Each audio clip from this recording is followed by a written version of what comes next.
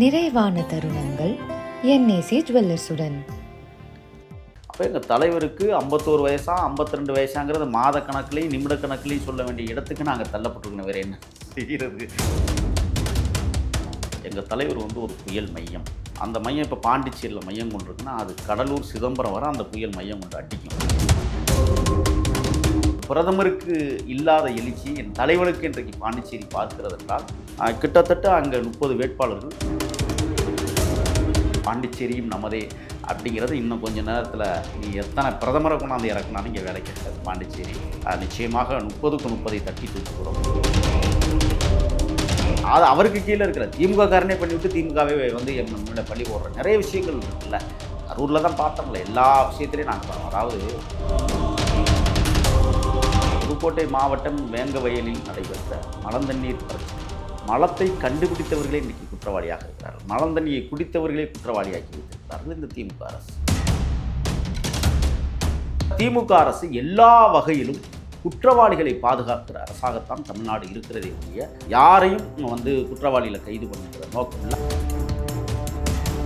நாங்கள் தெருக்களில் போய் பேசக்கூடியவர்களை அவமானப்பட்டு விடக்கூடாது. அதில் தலைவர் ரொம்ப கவனமாக இருக்கிறது. நாங்கள் இப்போ சொல்கிறோம், எந்த சட்டமன்ற உறுப்பினரும் சொத்து கணக்கை ஜெயிச்சோன்னு காட்டுன்னு சொல்ல போகிறார் எங்கள் தலைவர். உங்கள் சத்யாவின் full moon sale up to 70% தள்ளுபடி. ஏசி விலை 2ஆம் தேதி முதல் 15% வரை உயர்கின்றது. இப்போது ஏசி வாங்கி பணத்தை சேமியுங்கள். மக்களுக்கு நல்லது பண்றதுக்கு அரசியலுக்கு வாங்கடா, கொள்ளை அடிக்கிறது கொலை பண்றதுக்கு அரசியலுக்கு. ஆச்சி மசாலா, எந்த சமையலும் ருசி தேடும் ரகசியம் 20 ரூபாய். சிட்டி ஃபாக்ஸ் நேயர்களுக்கு வணக்கம். திஸ் இஸ் விஜய் ஸ்ருதி. இன்னைக்கு என் கூட தாவிகா மாநில செய்தி தொடர்பாளர் திரு முகில் வீரப்பன் அவர்கள் தான் என்னோட இணைஞ்சிருக்காங்க. அரசியல் களம் குறித்து நிறைய விஷயங்களை அவர்கிட்ட கேட்டு தெரிஞ்சுக்கலாம். ஹாய் சார், வணக்கம். வணக்கம். எப்படி இருக்கீங்க? நல்லமா இருக்கேன். Super sir. இப்போ விஜய் அவர்கள் புதுச்சேரியில் இன்னைக்கு பிரச்சாரம் தொடங்க ஆரம்பிச்சிட்டாரு.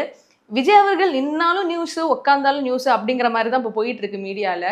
இப்போ ரீசெண்டாக நாமினேஷனில் கூட அவருக்கு இருந்த கேஸ் எதுவுமே அவர் அதில் மென்ஷன் பண்ணலன்ட்டு ஒரு பிரச்சனையை அடுத்து உருவாக்குறாங்க. ஸோ இதை பற்றி நீங்கள் என்ன நினைக்கிறீங்க? தேர்தல் வழக்குகள் எல்லாம் தீர்வாகாது. பெரம்பூர் தொகுதியில் அவர் களமாடுகிற போது இருந்த வழக்குகள் சுழியம் 0. ஆனால் திருச்சியிலே அவர் பதியும் போது வழக்கு பதிவு செய்யப்பட்டிருக்கு. 5 பிரிவின் கீழ் வழக்கு பதிவு செய்யப்பட்டது. அதுவும் முக்கியமானது என்னென்னா, மக்களுக்கு இடையூறு ஏற்படுத்தும் வகையில் கூட்டம் கூட்டியது அப்படிங்கிற ஒரு செய்தி. மடையர்களுக்கு சொல்லுவோம், வாக்குகள் மனிதர்களிடம்தானே கேட்க முடியும். சில பேரை போல எருமைகளிடமாக கேட்க முடியும், இல்லை நாய்களிடம் கேட்க முடியுமா? சில பேர் அதிலையும் வித்தியாசமாக மாடுகளிடம் வாக்கு கேட்டார்கள், காடுகளிடம் வாக்கு கேட்டார்கள், கடலிடம் வாக்கு கேட்டார்கள். எங்கள் தலைவர் மக்களிடத்திலே வாக்கு கேட்பதை எப்படி மக்கள் ஆர்ப்பரித்து வரவேற்கிறார்கள்? ஏன்னா நாங்களாக போய் பிடிச்சி இழுத்துட்டு நில்லுங்கன்னு சொன்னோமா, இல்லை 200 ரூபா 300 ரூபா கொடுத்து பணம் கொடுத்து கூட்டிகிட்டு வந்த கூட்டமா? தன்னியல்பாக யார் எங்கேருந்து வர்றானே தெரியாத அளவிற்கு மக்கள் கூடுகிறார்கள். எப்படி இவ்வளவு பெரிய கூட்டம் வருதுன்னு உளவுத்துறையாலேயே கணிக்க முடியல, எங்களால் எப்படி கணிக்க முடியும்? ஆக அதெல்லாம் தேர்தலுக்கு பிறகு காலாவதியாக போகிற வழக்குகள், அதெல்லாம் எதிர்கொள்வதற்கு தயாராகத்தான் இருக்கிறோம். களம் எங்களது. அதே மாதிரி நாமினேஷன்ல இன்னொரு பிரச்சனையும் கொண்டு வந்தாங்க. ஒரு இதில் நாமினேட் பண்ணும்போது 51 வயசுன்னு போட்டிருக்காரு, இன்னொரு 52 வயசுன்னு போட்டிருக்காரு. எதுதான் அவருடைய உண்மையான வயசு அப்படின்ட்டு. அதாவது அவர் என்ன பண்ணாலும் எனக்கு என்னன்னா, எல்லா தலைவர்களும் இந்த மாதிரி நாமினேஷன் பண்ணும்போது இந்த மாதிரி பிரச்சனைகள்லாம் வருமா, இல்லை இவர் ஏதாச்சும் போறனால தான் இவ்வளோ பிரச்சனைகள் வருதா? பேப்பரை சுண்டி விரலால் பிடிச்சாரா, கட்டை விரலால் பிடிச்சாரா, ஆள்காட்டி விரலால் பிடிச்சாரா, அதையெல்லாம் அதிகாரிகிட்ட கொடுக்கும்போது கை நடுக்கம் ஏற்பட்டுச்சா, உதட்டு சிரிப்பு இருந்ததா, முகமலர்ச்சி ஏற்பட்டதா, சோகமாக இருந்ததா? இந்த அள்ளுச்சில்களுக்கு வேலை எல்லாம் இப்போ என்னென்னா, எங்கள் தலைவரை உச்சி முதல் உள்ளங்கால் வரை ரசிப்பதையே வேலையாக வைத்திருக்கிறார்கள். ஆகையால் இப்போ அவருக்கு வயசு உண்மையிலேயே சொல்லப்போனால் 51.9 மாதம். மாதத்தையும் குறிப்பிடணும், நாளையும் குறிப்பிடணும், நிமிடத்தையும் குறிப்பிடணும், நொடியையும் குறிப்பிடணும்னா மற்றவெல்லாம் அதை பண்ணுறாங்களாங்கிறது எங்களுக்கு தெரியல. அதனால் 6 மாதத்தை கடந்து விட்டாலே அது 52 வயசை நம்ம தீர்மானிக்க முடியும். ஆனால் 9 மாதம் ஆயிடுச்சு. அப்படிங்கிறதுனால தான் சில இடத்துல, ஒரு இடத்துல 51, சில இடத்துல அதாவது ரெக்கார்ட் பூர்வமாக 51, இன்னொரு ரெக்கார்ட் பூர்வமாக பார்த்தா இப்போ வாக்குப்பதிவு எப்படி கணக்கிடுறாங்கன்னா, 3 மாதத்துக்கு ஒரு தடவை மறுபரிசீலனை பண்ணுறாங்க, 3 மாதத்துக்கு ஒரு தடவை புதிய வாக்காளர்கள் சேர்ப்பு நடத்துகிறாங்க. இப்போ அதுலேயே வயசை கூட்டிகிட்டே போகிற ஒரு சூழல் இருக்குது. 17.9 மாதம் வந்துச்சுன்னா ஓட்டு சேர்க்க மாட்டோம், 18.1 நாள் வந்துருச்சுன்னா ஓட்டு சேர்த்துக்குவோம். இதானே இயல்பு. அப்போ எங்கள் தலைவருக்கு 51 வயசா 52 வயசாங்கிறது மாத கணக்குலையும் நிமிட கணக்குலையும் சொல்ல வேண்டிய இடத்துக்கு நாங்கள் தள்ளப்பட்டிருக்கணும். வேறு என்ன செய்கிறது? அதனால் தலைவருக்கு 51.25 வயசுன்னு நான் சொல்கிறேன். Okay okay sir. சார் இப்போ அடுத்து புதுச்சேரியில் அவர் பிரச்சனை ஆரம்பிச்சிட்டாரு, பெரம்பூர்லேயும் திருச்சிலையும் பிரச்சனை முடிச்சிட்டாரு. இப்போ இன்னும் நிறைய தொகுதியில் அவர் கவர் பண்ண வேண்டிய இருக்குல்ல, அப்படிங்கிறப்போ நாட்கள் ரொம்ப கம்மியா இருக்குங்கிறப்போ எல்லா இடத்துலையும் கவர் பண்ணிட முடியும்னு நினைக்கிறீங்களா? இவரே போய் எல்லா இடத்துக்கும் போவாரா இல்லை எப்படி இருக்கும்? எப்போதுமே ஒரு புயல் மையம் கொள்ளுதுன்னு சொன்னால் மையத்தில் மட்டும் மழை பெய்யுமா? இல்லை இல்லை, அதை சுற்றி ஒரு 60 கிலோமீட்டர் 70 கிலோமீட்டருக்கு அடிச்சு நொறுக்கும்ல, அதுதான் எங்கள் தலைவர் வந்து ஒரு புயல் மையம். அந்த மையம் இப்போ பாண்டிச்சேரியில் மையம் கொண்டு இருக்குன்னா அது கடலூர் சிதம்பரம் வரை அந்த புயல் மையம் கொண்டு அடிக்கும். அப்படி ஒரு எழுச்சி உருவாகுது. ஸோ அப்போ அவர் பாண்டிச்சேரி போனால் கடலூர் போன மாதிரி. ஆமாம், அப்படி தான் இப்போ இருந்துகிட்ருக்கு. இன்னொன்று என்னென்னா, அதை விட கூடுதலாக பாண்டிச்சேரியில் மையம் கொண்டாலோ திருச்சியில் மையம் கொண்டாலோ அந்த புயல் டோட்டல் தமிழ்நாடை மட்டும் அதிர்ச்சிக்குள்ளாக்குகிறது தான் இப்போ பெரிய பிரச்சனையாக இருக்குது எதிர்க்கட்சிகளுக்கு. பெரம்பூரில் மையம் கொண்டிருந்த புயல் தூத்துக்குடியில் அடிக்குது. ஏனென்றால் ஒரு நாளைக்கு அப்படி சும்மா அவர் மைக்கை பிடிச்சி 2 வார்த்தை சொன்னால் ஒரு நாளைக்கு 5.5 கோடி பேர் அவரை பார்க்கிறார்கள் இணையவழி தளத்தில். அப்படிங்கும்போது அந்த புயல் பெரும் புயல் தானே, அது மக்களை பாதுகாக்கிற புயல். வெறும் காற்று மட்டும் அடிச்சுட்டு போகல, வெறும் மழையாக கொட்டுற புயல் இல்லை, ஒரு மென்மையான புயலாக மக்களிடத்தில் போய் சேருகிற இடத்தில் எங்கள் தலைவர் இருக்கிறார். இன்றைக்கி நீங்கள் பாண்டிச்சேரியில் பார்த்தீங்கன்னு சொன்னால் இப்போ தான் போயிட்டே இருக்கார். காலைல 8:30 தான் கிளம்புறாங்க அண்ணன். ஏன்னா அதுக்கு முன்னாடி காணொளி வாயிலாக எல்லார்ட்டையும் பேச வேண்டிய பொறுப்பு கடமை தலைவருக்கு இருக்குது. எங்களை எல்லாம் எப்படி வழிநடத்த வேண்டும், எப்படி பிரச்சாரங்களுக்கு போக வேண்டும் என்பதை இணையவழித்தில் தளத்தில் இப்போ எங்களுடைய குழு இருக்குல்ல, 20 பேர் கொண்ட நட்சத்திர பேச்சாளர் குழு இருக்குன்னா அவங்க காலையில் ஒரு தலைவர் என்ன பண்ணுறாருன்னா அந்த லைனில் வந்துடுறாரு. எதை எங்கெங்கே எப்படி பேசணும், ஒவ்வொரு நாளும் அறிவுரைகள். அது மட்டும் இல்லை, எங்கள் இதுக்கு மட்டும் கிடையாது, வேட்பாளர்களுக்கு 234 பேர் ப்ளஸ் 30 பேருக்கும் வந்து என்ன நடக்குது, அங்கே என்ன போயிட்டுருக்கு, எங்கேருந்து கம்ப்ளைண்ட் வருது, அந்த கம்ப்ளைண்ட்டை நீ எப்படி சரி பண்ண போகிற, எந்த மாதிரி நீ போய் ஓட்டு கேட்டுக்கிட்டு இருக்க, இந்த பணிகளை காலையில் 4 மணிக்கே அவர் தொடங்கிடுறாரு. 4 மணிலேருந்து 8 மணி 9 மணி வீட்டில் ஓய்வாக இருப்பதும் ஏதோ கண்ணுக்கு தெரியும். ஆனால் அவர் ஓய்வாகவே இல்லை, அப்படியே ஓடிக்கிட்டே இருக்கிறார். மூளை ஓடிக்கிட்டே இருக்குது. என்ன பண்ணலாம், என்ன செய்யலாம், எந்த வேட்பாளர் கொஞ்சம் டம்மியாக நிற்கிறான், வேலை செய்யாமல் இருக்கிறான், உடனே முடுக்கி விடுகிற வேலையை எங்கள் தலைவர் முன்னாடி நின்று செஞ்சுக்கிட்டு இருக்காங்க. இப்போ காலைல 8:30 மணிக்கு கிளம்புனாங்க. இப்போ தான் பாண்டிச்சேரி நெருக்கி கிட்டத்தட்ட தொட்டுட்டார், எல்லையை தொட்டுட்டார். நம்ம பார்த்து கொண்டிருக்கிற இந்த நேரத்தில், பேசி கொண்டிருக்கிற நேரத்தில் லட்சக்கணக்கானவர்கள் கூடி நிற்கிறாங்க. நேற்றைய தினம் இந்த இந்திய திருநாட்டினுடைய பிரதமர் அவர்கள் பாண்டிச்சேரி மாநிலத்துக்கு வந்தாங்க. ஒரு இடம் அவங்க ஒன்று போட்டாங்க நேற்று. இவ்வளோ பெரிய எழுச்சி எங்கேயுமே இல்லை. ஒரு பிரதமருக்கு இல்லாத எழுச்சி என் தலைவனுக்கு இன்றைக்கு பாண்டிச்சேரி பார்க்கிறது என்றால், கிட்டத்தட்ட அங்கே 30 வேட்பாளர்கள், 2 வேட்பாளர்கள் கூட்டணி கட்சி வேட்பாளர்கள். அதில் பார்த்திங்கன்னா ஜாய் ஜரவணன் திருபுவனை தனி தொகுதி, அஷானா சட்டமன்ற உறுப்பினராக இருந்தவர் காரைக்கால் தெற்கு தொகுதியில், சுவாமிநாதன் முன்னாள் பிஜேபியினுடைய தலைவராக இருந்து தூக்கி வீசிட்டு தமிழக வெற்றி கழகத்தின் கொள்கையை உடன்பட்டு வந்து நிற்கிற ஒரு தலைவர்கள் ஒருவர் லால்பேட்டை தொகுதியிலே அவர் களம் காணுகிறார். பெரியசாமி நெட்டாங்குப்பத்தில் நெட்டப்பாக்கம் அப்படிங்கிற இடத்துல நிற்கிறாங்க. பிரகாஷ்குமார் முத்தியால்பேட்டை, தனவேலு பாகூர் முன்னாள் எம்எல்ஏ, ராஜ்பவன் முன்னாள் ஐஜி, சிவா உப்பளம் தொகுதி. ஏற்கனவே உப்பளம் தொகுதியில் தலைவர் பிரச்சாரத்துக்கு போனதுனால இப்போ உப்பளம் தொகுதியில் இல்லாமல் ஒரு 3-4 தொகுதி, முதல்ல மொத்தம் 28 தொகுதிக்கு கேட்டது, அவர்கள் கொடுத்தது தேர்தல் கமிஷன் வெறும் 4 தொகுதி. இப்போ அங்கே இருக்கிற தொகுதிகள் வந்து இங்கே வந்து ஒரு மாநகராட்சி கவுன்சிலர் என்ன தொகுதி வரையறை இருக்கோ அதே தொகுதி வரையறை தான் பாண்டிச்சேரியில். அப்படிங்கும்போது அந்த 28 தொகுதியும் கொடுப்பாங்கன்னு எதிர்பார்த்தோம். வெறும் 4 இடத்துல மட்டும்தான் பேசுவதற்கு அனுமதிச்சாங்க. அதுலேயும் இப்போ ஒரு இடம் போக முடியாதுன்னு தலைவர் அறிவிச்சிட்டார். ஏன்னா நான் போகிற நேரம் உச்சி வெயிலாக இருக்கும், மக்கள் கிட்டத்தட்ட காலையிலேருந்தே காத்திருக்க வேண்டிய சூழல் அங்கே ஏற்பட்டிருக்கும். அதனால் வெயிலை தவிர்ப்பதற்காக ஒரு 3 இடங்களில் மட்டும் இன்றைக்கி வச்சுக்கலாம் அப்படிங்கிறத முடிவு பண்ணி இப்போ 3 இடத்துல பிரச்சாரம் அப்படிங்கிற ஒரு விஷயம் போய்கிட்டுருக்கு. அதில் தவளைக்குப்பம், தட்டாஞ்சாவடி, கடலூர் அந்த சாலை, இதில் முதல்ல கடலூர் சாலையில் தான் இப்போ பேச போகிறாங்க, அடுத்து தட்டாஞ்சாவடியில் பேசுகிறாங்க, அதுக்கப்புறம் தவளைக்குப்பம். இந்த 3 இடத்துல வந்து அவங்க முடிவு பண்ணி இன்றைக்கி அடிக்கிறாங்க பாண்டிச்சேரியில். பாண்டிச்சேரியும் நமதே அப்படிங்கிறது இன்னும் கொஞ்சம் நேரத்தில் நீ எத்தனை பிரதமரை கொண்டாந்து இறக்குனாலும் இங்கே வேலைக்காகாது பாண்டிச்சேரி. நிச்சயமாக 30க்கு 30 தட்டி தூக்குகிறோம் தமிழக வெற்றி கழகம். சார், ஆனால் நீங்கள் சொன்னீங்க பிரதமர் நேற்று வந்தாருன்னா, ஆனால் அவர் வந்ததும் தெரில போனதும் தெரில, அதுதான் உண்மை ஆக்சுவலி. பட் இப்போ நீங்கள் சொன்னீங்களா பாஜகலேருந்து நிறைய பேர் இங்கே வந்திருக்காங்கன்னு. பாஜக எங்களுடைய எதிரி அப்படின்னு சொல்லும் போது பாஜகலேருந்து ஒருத்தவங்க வந்தவங்கள எம்எல்ஏ ஆக்குனது வந்துட்டு கட்சிக்கு அது கரெக்டாக இருக்கும்னு நினைக்கிறீங்களா? இல்லை, இலையுதிர் காலம் வந்தால்தான் பூக்காலம் தொடரும். இப்போ நம்ம பேசிக்கிட்டு இருக்கிற காலமே இலையுதிர் காலம். இலைகளை உதிர்த்து விட்டு பூக்கள் பூக்கிற தருணம், பூக்கள் தமிழக வெற்றி கழகம், இலைகள் பாஜக. ஆக நீங்கள் ஒரு கேள்வியை கூட கேட்கலாம், இலைகள் இருந்தால் தானே பூக்கள் பூக்கும் அப்படின்லாம் ஒரு கேள்வியை கூட நீங்கள் வைக்கலாம்.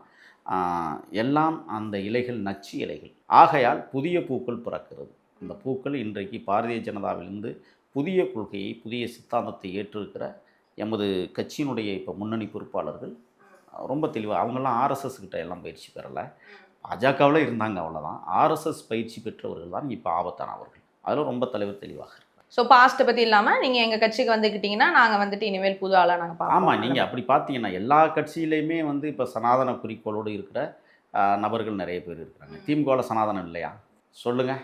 அப்போ ஒன்றே குலம் ஒருவனே தேவன் சொன்ன பெருந்தகை பேரறிஞர் அண்ணாவுடைய கொள்கை வெளிப்படி அந்த இயக்கம் இருக்கிறதா என்பதை பார்க்க வேண்டும். மாற்றாந்தோட்டத்து மல்லிகைக்கும் மனம் உண்டு என்று மனம் பரப்பிய பெருந்தகை பேரறிஞர் அண்ணாவுடைய கூற்றை திமுக இன்றைக்கும் கையில் எடுத்திருக்கானா? இல்லை. அதனால் கட்சி கொள்கைகள், கோட்பாடுகள் ஒரு உரம் இருந்தாலும் ஒரு கொள்கையை தனதாக்கி கொண்டு ஏற்றுக்கிறோம். இப்போ எங்களில் வந்து நாங்கள் பெரியாரை கொள்கை தலைவராக வைத்திருக்கிறோம். அதில் நுணுக்கமாக எங்கள் தலைவர் என்ன செஞ்சார், கடவுள் மறுப்பு கொள்கை மட்டும் நாங்கள் உடன்படவில்லை அப்படின்னு தெளிவாக சொல்லி தான் தந்தை பெரியாரை நாங்கள் வந்து, ஆனால் சாதி ஒழிப்பிலே எங்கள் தலைவர் வந்து சரியாக இருக்கிறாங்க. அதான் பிறப்புக்கும் எல்லா உயிருக்கும் அப்படிங்கிற அந்த வள்ளுவனின் தத்துவ கோட்பாட்டை தமிழகத்திற்கு வழங்கியிருக்கிறார். ஆகையால் நாங்கள் ரொம்ப தெளிவாக இருக்கிறோம். நீங்கள் என்ன கேள்வி கேட்டாலும் சரி, ஆர்எஸ்எஸ் சித்தாந்தங்களை உள்ளடக்கி கொண்டு எங்களை ஆர்எஸ்எஸ்ஸாக மாற்றக்கூடியவர்கள் எவரும் வர முடியாது. நாங்கள் வேணால் எங்கள் கொள்கைக்கு அவங்கள மாற்றுவோமே ஒழிய அவங்க கொள்கைக்கு நாங்கள் உடன்பட முடியாது. ஓகே சார், சிறப்பு சார். அடுத்தபடியாக இப்போ வந்துட்டு திமுகவில் ஊழல் பண்ணுறாங்க, எங்களுடைய ஆட்சியில் ஊழல் இருக்காது அப்படின்னு சொல்லிட்டு தான் நீங்கள் பிரச்சாரம் பண்ணுறீங்க, கரெக்டாக? இப்போ சோஷியல் மீடியாவில் ஒரு விஷயம் போயிட்டுருக்கு, நான் அதை கேட்குறேன். இப்போ மதுரவாயில் தொகுதியில் வந்துட்டு எம்எல்ஏ கேண்டிடேட்டாக தாவேக்கல நிற்கிறது வந்துட்டு ரேவந்த் அவர்கள் ரோஹிணி தேட்டர் ஓனர். அங்கே ஒரு படத்துக்கு பிளாக் டிக்கெட்டே 2000-3000 வைக்கிறாங்க. ஒரு தேட்டர்லேயே ஊழல் பண்ணுறாங்க. அவர் எப்படி எம்எல்ஏ வந்தால் ஊழல் பண்ண மாட்டாங்கன்னு நிறைய பேர் கமெண்ட்ஸில் போட்டு நான் பார்த்தேன். இதுக்கு நீங்கள் என்ன சொல்லுங்கள்? இல்லை, இப்போ அவர் வித்தாருங்கிறது சான்று ஏதாவது இருக்கா? ஒன்றும் சான்று கிடையாது. இல்லை வீடியோ ஆதாரம் இருக்கா? இல்லை, சொல்கிறாங்க இவர் தான் வித்தது அப்படிங்கிறாங்க. சொல்கிறதுக்கெல்லாம் ரசிகர்கள் நிறைய படத்தில் டிக்கெட் வாங்கினவங்க. நான் சொல்கிறேன், திமுக காரன் தான் சம்பாதிச்சேன் எங்கள் தலைவரை வச்சு. நான் ஆதாரம் காட்டவா?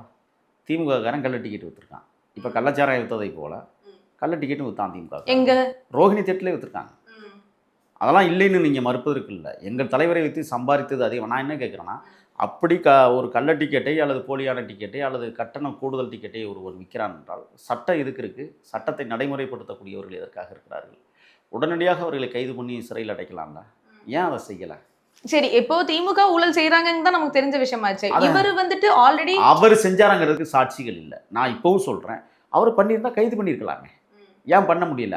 அவர் தேட்டர் ஓனர், அவருக்கு வர்ற வருமானமே. இப்போ இன்னொன்று, அவரெல்லாம் போய் கள்ள டிக்கெட் விற்று வருமானத்தை பெருக்க வேண்டிய அவசியம் இல்லை. ஏன்னா அவர் இயற்கையாகவே பெரிய கோடீஸ்வரன். அப்படிங்கும்போது அவர் போய் கள்ள டிக்கெட் விற்று காசு பார்க்கணுமா? ஸோ அது அவர் பண்ணதில்லை, அதுக்கு கீழே இருக்கிறவங்க பண்ண. அது அவருக்கு கீழே இருக்கிற திமுக காரனே பண்ணிவிட்டு திமுகவே வந்து மேலே பள்ளி போடுற நிறைய விஷயங்கள் இருக்குல்ல. கரூரில் தான் பார்த்தோம்ல, எல்லா விஷயத்திலையும் நாங்கள் அதாவது ஒரு விஷயம் உங்களுக்கு வரலாற்று பொக்கிஷமாக சொல்லுகிறோம், மன வலியோடு வேதனையோடு நாங்கள் சொல்லுகிறோம். புதுக்கோட்டை மாவட்டம் வேங்கவயலில் நடைபெற்ற மலந்தண்ணீர் பிரச்சனையில் மலத்தை கண்டுபிடித்தவர்களே இன்றைக்கி குற்றவாளியாக இருக்கிறார்கள். மலந்தண்ணியை குடித்தவர்களே குற்றவாளியாக்கி வைத்திருக்கிறார்கள் இந்த திமுக அரசு. நீங்கள் அதே மாதிரி கள்ளக்குறிச்சி ஸ்ரீமதி மரணத்தில் பார்த்தீங்கன்னா, அது இயற்கை மரணம். அது அவன் தற்கொலை பண்ணிக்கிட்டா, 3வது மாடியிலேருந்து குதித்து தற்கொலை பண்ணிக்கிட்டான்னு சொல்லிட்டு ஒரு பொம்மையை மேலிருந்து தூக்கி போடுகிற காவல்துறை நம்ம பார்த்துருக்குறோமா? பொம்மைக்கு உயிர் உண்டா? பொம்மைக்கு மனநிலை உண்டா? அந்த பொம்மை யோசிக்குமா? ஒரு மனித உயிர் என்பது, ஒரு மனித ஆற்றல் என்பது யோசித்து எந்த இடத்தில் விழுந்தால் நாம் தற்கொலை செய்து கொள்ளலாம், எந்த இடத்தில் விழுந்தால் நாம் சாகலாம் என்பதை அவள் தீர்மானிக்கக்கூடியது. ஆனால் அவள் 3வது மாடியிலிருந்து விழவில்லை என்பது எல்லோருக்கும் தெரியும். ஆனால் அந்த வழக்கையும் ஊற்றி மூடிய இயக்கம் திமுக. நான் ஏன் அந்த ரெண்டையும் குறிப்பிட்டு சொல்கிறேன்னு சொன்னால், இதுபோல் எண்ணற்ற அண்ணன் ஆம்ஸ்ட்ராங் மரணத்தில் நீங்கள் பாருங்கள், 2 ரவுடிகளை சுட்டுக் கொன்றார்கள். 2 ரவுடிகளும் தான் பணபேரம் நடத்தியவர்கள். விசாரணையை தொடங்க வேண்டியதே அவர்களிடம் இருந்து. ஆனால் அவர்களை என்கவுண்டர் செய்தார்கள். என்கவுண்டர் என்கிற பெயரில் போலி என்கவுண்டரை செய்தார்கள். அப்போ திமுக அரசு எல்லா வகையிலும் குற்றவாளிகளை பாதுகாக்கிற அரசாகத்தான் தமிழ்நாடு இருக்கிறதே ஒழிய யாரையும் வந்து குற்றவாளியில் கைது பண்ணணுங்கிற நோக்கம் இல்லை. அந்த வகையில் தான் இந்த கூடுதல் கட்டண அந்த டிக்கெட்டையும் இவர்கள் விற்றார்கள்.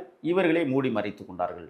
சட்டம் தன் கடமையை யாராக இருந்தாலும் செய்ய வேண்டிய பொறுப்பில் அமைச்சர்களோ அல்லது அதிகார வர்க்கமோ அல்லது முதலமைச்சரோ இருக்க வேண்டும். ஏன் இல்லாமல் போனார்கள் அப்படிங்கிறதான் தாவேக்காவுடைய கேள்வியாக இருக்கிறது. அதுக்கு பதில் சொல்லட்டும். சொன்னாங்களா? சொல்ல மாட்டாங்கல்ல. நாங்கள் தான் வந்து ஆம்ஸ்ட்ராங்கை கொலை பண்ணணும்னு ஒத்துக்குவாங்களா? இல்லை நாங்கள் தான் வந்து ஸ்ரீமதி மரணத்தை ஊற்றி மூடணும்னு ஒத்துப்பாங்களா? இல்லை நாங்கள் தான் மலந்தண்ணி பிரச்சனையை வந்து கவுத்து விட்டோம்னு சொல்லி ஒத்துப்பாங்களா? குற்றங்கள் அனைத்தும் செய்ய வேண்டிய மிக முக்கியமான இயக்கமே திமுக தான். குற்றத்தை செய்கிறார்கள், குற்றத்தை மறைக்கிறார்கள். குற்றவாளிகள் அவர்கள்தான். மக்கள் தீர்ப்பளிக்க காத்திருக்கிறார்கள். சார், இப்போ திமுகல ஊழல் நடக்குது அண்ட் இப்போ தாவேக்கால வந்துட்டு விஜய் அவர்கள் கண்டிப்பா ஊழல் செய்ய மாட்டார் அப்படிங்கிறது நிறைய பேருக்கு தெரிஞ்ச விஷயம். பிகாஸ் அவர்கிட்ட இல்லாத பணம் இல்லை. பட் தாவேக்கா கீழே நிறைய எம்எல்ஏக்கள் இருக்காங்க, நிறைய தொண்டர்கள் இருக்காங்க. ஸோ இந்த எம்எல்ஏக்கெல்லாம் எல்லாருமே வந்துட்டு ஊழல் பண்ண மாட்டாங்கன்னு என்ன நிச்சயம்? அப்படி பண்ணாலும் என்ன பண்ண முடியும் அப்படிங்கிற மாதிரி ஒரு கேள்வி எழும்புது. ஸோ இதுக்கு நீங்க என்ன சொல்றீங்க? அதனால தான் 224 வேட்பாளர்களை மேடையில் வைத்துக்கொண்டு எங்கள் தலைவர் சத்தியப்பிரமாணம் வாங்கியிருக்கிறார். யாரும் மீற மாட்டாங்க. எல்லா 234 பேரும் மீற மாட்டாங்க. மீறினா உடனடியாக நடவடிக்கை. எங்களை போன்றவர்கள் விடவே மாட்டோம். நாங்கள் ஊழலுக்கு எதிராக பேசக்கூடியவர்கள், நாங்கள் தெருவில் இறங்கி பேசக்கூடியவர்கள். ஸோ அது உங்க கட்சிக்காரங்களே ஊழல் பண்ணியிருந்தாலும் நீங்க கண்டிப்பா அது விடவே மாட்டோம். தலைவருடைய பார்வை கொண்டு போய் அவர் ஊழல் பண்ணியிருக்கா உடனடியாக நீக்குங்கன்னு சொல்லுவோம். அந்த அதிகாரம் எங்கள் தலைவர் எங்களுக்கு கொடுத்துருக்கா. ஏன்னா நாங்கள் தெருக்களில் போய் பேசக்கூடியவர்கள் அவமானப்பட்டு விடக்கூடாது. அதில் தலைவர் ரொம்ப கவனமாக இருக்கிறார். நாங்கள் இப்போ சொல்கிறோம், எந்த சட்டமன்ற உறுப்பினரும் சொத்து கணக்கை வந்து ஜெயிச்சோன்னு காட்டுன்னு சொல்ல போகிறார் எங்கள் தலைவர். காட்டிட்டு உனக்கு மாத வருமானம் என்ன, அந்த வருமானத்தில் தான் அவன் குடும்பம் ஓடும். இது அவர் நிலைநாட்டலன்னு நீங்கள் சொல்கிறாங்க. இதை அவர் நிலைநாட்டிட்டாருன்னா பெரிய விஷயம். இல்லை இது கண்டிப்பாக பண்ண போகிறாங்க. ஏன்னா எங்களுடைய ஆலோசனை கூட்டத்தில் நாங்கள் வந்து சில இடங்களில் வந்து நாங்கள் எமோஷனல் ஆகிறோம். எங்களுக்கு பிரச்சனை இருக்குது. தெருக்களில் போய் நாங்கள் பேசக்கூடிய மக்கள்கிட்ட பேசக்கூடியவங்க, நேரடியாக பேசக்கூடியவங்க, எங்களை மக்கள் கேள்வி வைக்கிற போது, உங்களை போன்றவர்கள் கேள்வி வைக்கிற போது நாங்கள் பதில் சொல்ல வேண்டிய இடத்தில் நாங்கள் இருக்கிறோம். அப்போ அந்த பதில் சரியாக இருக்க வேண்டும். அந்த பதில் சரியாக இருக்க வேண்டுமானால் சட்டமன்ற உறுப்பினர்கள் சரியாக இருக்க வேண்டும். அங்கே ஊழல் நாங்கள் இன்னொன்று கண்காணிப்பு குழுவை உருவாக்க இருக்கிறார். ஆமாம், சட்டமன்ற உறுப்பினர்களை கண்காணிக்கக்கூடிய வகையில் கண்டிப்பாக ஒரு டீம் உருவாக்க போகுது. எப்படி பெண்களை பாதுகாப்பதற்கு வேலுநாச்சியார் படையை ஒன்று உருவாக்க போகிறோம், அதனை கண்காணிப்பதற்கு ஒரு படை. நீங்கள் யோசிச்சு பாருங்கள். நீங்கள் காவல்துறையெல்லாம் விட்டுருங்க, உளவுத்துறை விட்டுருங்க, ஆனால் வேலுநாச்சியார் படை தமிழ்நாடு முழுக்க அன்யூனிஃபார்மில் செயல்பட போகிறாங்கங்கிறத அறிவிச்சிட்டார். தேர்தல் அறிக்கையிலே வந்துருச்சு. அந்த அன்யூனிஃபார்ம் அந்த வேலுநாச்சியார் படையில் யாராவது ஏதாவது தப்பு பண்ணால் அதை கண்காணிப்பதற்கு ஒரு படை. ஆக ரொம்ப துல்லியமாக வந்து தலைவர் முடிவெடுத்திருக்கிறாரு. சட்டமன்ற உறுப்பினர்களை கண்காணிக்கக்கூடிய வகையிலும் ஒரு படை உருவாக்க போகிறார்கள். அது காமராசர் படையாக இருக்கக்கூடும். ஏன்னா ஊழல் அல்லாத நல்லாட்சி தந்த மகத்தான மாபெரும் தலைவன் காமராஜர். அதனால் அவர் பெயரில் கூட ஒரு பறக்கும் படை, காமராசர் பறக்கும் படை அல்லது காமராசர் ஊழல் ஒழிப்பு படை என்கிற படையை அவர் உருவாக்குவார். அதில் எல்லா சட்டமன்ற உறுப்பினர்களும் வந்து யாராவது பிசினஸ் முடிஞ்சு போச்சு. ரொம்ப கவனமாக தான் கையாண்டுட்டு இருக்கிறார் எங்கள் தலைவர். நிப்பாட்டி இருக்கிற வேட்பாளர்களும் சத்தியம் வாங்கிட்டு தான் நின்றுருக்காங்க. பார்க்கலாம், காலம் அதற்கெல்லாம் பதில் சொல்ல காத்திருக்கு. படைகள் பேரே பயங்கரமா இருக்கு, வேலுநாச்சியார் படை, காமராஜர் படை அப்படின்ட்டு. ஓகே சார், இப்போ நீங்க சொன்னீங்கல்ல திமுக காரங்க 200 300 ஒரு ஓட்டு கொடுக்குறாங்கன்னு. தாவேக்கா காரங்களும் பிரச்சனை பண்றாங்க. அவங்க ஏதாவது காசு கொடுக்குறாங்களா? அந்த இதற்கு ஏதாவது செலவு பண்றாங்களா? ஏன்னா இப்போ எப்படியும் பிரச்சாரம் பண்ணணும்னா செலவு பண்ணணும். அது என்ன மாதிரி செலவு பண்ணுறாங்க? இல்லை, தொண்டர்களுக்கு செலவழிப்பது என்பது செலவு கணக்கில். இப்போ இன்னும் ஒரே ஒரு செய்தி, தேர்தல் கமிஷன் அங்கீகரித்திருக்கிற விஷயம் என்னவென்றால், நாமினேஷன் தாக்கல் பண்ணி அவர் வந்து உறுதி செய்யப்பட்ட வேட்பாளர் பட்டியலில் வரும்பொழுது தான் செலவு கணக்கே தேர்தல் கமிஷன் எழுதக்கூடும். அதற்கு முன்னாடி எந்த செலவு கணக்கும் எழுத முடியாது. இப்போ எங்கள் வேட்பாளர், இப்போ தலைவர் வந்து வேட்புமனு தாக்கல் பண்ணிட்டாரே ஒழிய வேட்பாளர் இவர் தான் சொல்லி இன்னும் தேர்தல் கமிஷன் அங்கீகரிக்கலை. அது வேட்பாளர் பட்டியல் வெளிவர்ற நாளையிலேருந்து தான் அது முடிவுக்கு கொண்டு வருவாங்க. அதனால் இப்போ எங்கள் தொண்டர்கள் எல்லாம் என்ன செய்கிறாங்கன்னா, களமிறங்கி விளையாடுறாங்க. அதற்கு கண்டிப்பாக வந்து சாப்பாடு கொடுத்து தான் சாப்பிட்டு தானே வேலை செய்ய முடியும். அதனால் அந்த அடிப்படை செலவுகளை மக்களுக்கு ஏதாவது கொடுக்குறாங்களா? இல்லை, அப்படியெல்லாம் மக்களுக்கு மக்கள் இப்போ என்னென்னா வாக்கு செலுத்தி தரப்போகிறார்கள். நான் உங்களுக்கு வாக்கு தருகிறோம் என்று உறுதி கூறுகிறார்கள். மக்களிடத்தில் யாருக்கும் பணம் கொடுக்க வேண்டிய நிலைமையில் தாவேக்காவும் இல்லை, கொடுக்க வேண்டிய வசதியும் நம்மளிடத்தில் இல்லை. கொள்ளையடித்து வைத்திருப்பவர்கள் கோடிக்கணக்கிலே வந்து வாரி சுருட்டி வைத்திருக்கிறார்கள். அதனால தான் கொடுக்கறத வாங்கிக்கோங்க, ஓட்டு எங்களுக்கு. ஆமாம், அது நாங்கள் சொல்லலை, மக்களே சொல்ல ஆரம்பிச்சிட்டாங்க. நீ எவ்வளவு வேணாலும் கொடு, வாங்கிக்கிறோம், நாங்கள் யாருக்கு ஓட்டு போடணுங்கிறத நாங்கள் தீர்மானிச்சுக்கிறோம் அப்படிங்கிற வகையில் அஜித்குமார் படுகொலை நடந்ததே கோயில் திருத்தலத்தின் கோபுரத்தில் இருக்கிற தானிய குதிருக்குள் கோடிக்கணக்கான பணங்கள் பதுக்கி வைக்கப்பட்டிருந்ததை கண்டறிந்ததால் தான் அஜித்குமார் படுகொலை என்பது இன்றைக்கு வெட்ட வெளிச்சமாக இருக்கிறது. தமிழ்நாட்டில் இருக்கிற அனைத்து கோபுரங்களிலும் இப்பொழுது பணங்கள் பதுக்கப்பட்டிருக்கலாம் என்ற சந்தேகத்தை நாங்கள் எழுப்புகிறோம். அதை தேர்தல் கமிஷன் தான் வந்து பார்க்கணும். தேர்தல் கமிஷன் சில இடங்களில் அடாவடித்தனங்கள் கூடாது என்பதையும் நாங்கள் அறிவுறுத்துகிறோம். காரணம், திருமணத்திற்கு நகை வாங்கிட்டு போகிறவங்கள்ட்ட நகையை பறிக்கிறாங்க, நகை வாங்க போகிற பணத்தை பறிக்கிறாங்க, பால் விற்றுட்டு வியாபாரம் பண்ணிட்டு வர்ற பணத்தை பறிக்கிறாங்க. ஆக எங்கள் கட்சி வேட்பாளர் கூட என்ன செஞ்சாங்கன்னா, கையில் 1 லட்ச ரூபா பணத்தை எடுத்துகிட்டு போகிறாரு, அதை பிடிச்சிருக்கிறாங்க. அப்புறம் அவர் சொன்னார், நான் வந்து ஒரு கேண்டிடேட்ஸ், நான் நட்சத்திர பேச்சாளர், நான் வந்து 2 லட்சம் வேற கொண்டு போகிறதுக்கு தேர்தல் கமிஷன் மட்டும் இல்லை சட்டமே அங்கீகரித்திருக்கிறது அப்படின்னு சொல்லி தன்னிலை விளக்கம் கொடுத்ததற்கு பிறகு அந்த பணத்தை திருப்பி ஒப்படைக்குது தேர்தல் கமிஷன். அப்போ பால் வியாபாரி, இன்னும் மாட்டு வியாபாரி, ஆட்டு வியாபாரிகளிடம் இருக்கிற பணத்தை பறிக்கிற செயல் கொடுமையானது. அதுவும் எங்கள் தங்கச்சிகளுக்கு திருமணமாக போகிற இந்த காலச்சூழலில் அவங்க நகை வாங்குறதுக்காக கொண்டு போகிற பணத்தையும் வாங்கி வருகிற நகையும் பறிப்பது அபத்தமானது. அதெல்லாம் நிறுத்தி கொள்ள வேண்டும் தேர்தல் கமிஷன். எங்கள் கட்சி ரொம்ப தெளிவாக போயிட்டு